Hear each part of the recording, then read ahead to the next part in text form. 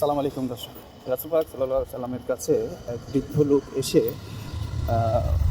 বললেন, আমি আখিরাত আর পরকাল এবং শেষ বিচার এগুলো বিশ্বাস করি না।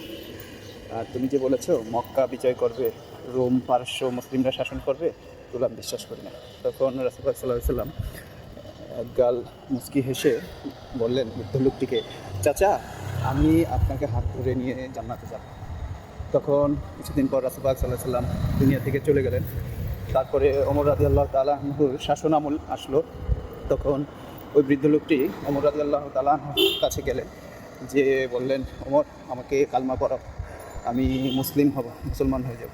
তখন ওমর রাদিয়াল্লাহু তাআলা আনহু বললেন, চাচা, আপনি না বলেছেন যে আপনি কালমা পড়বেন না, মুসলমান হবেন না। কয়, দেখো, আমি নিজ চোখে মক্কা বিজয় দেখেছি, রোম পারস্য মুসলিমরা বিজয় করেছে, সেটাও দেখেছি।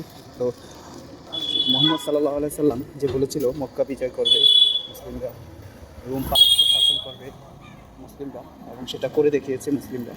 তো মুহাম্মদ সাল্লাল্লাহু আলাইহি সাল্লাম সত্য নবী ছিল, সুতরাং আমাকে কালমা পড়ান। এই ছিল ঘটনাটি। ভালো লাগলে অবশ্যই শেয়ার করে দিবেন। আসসালামু আলাইকুম।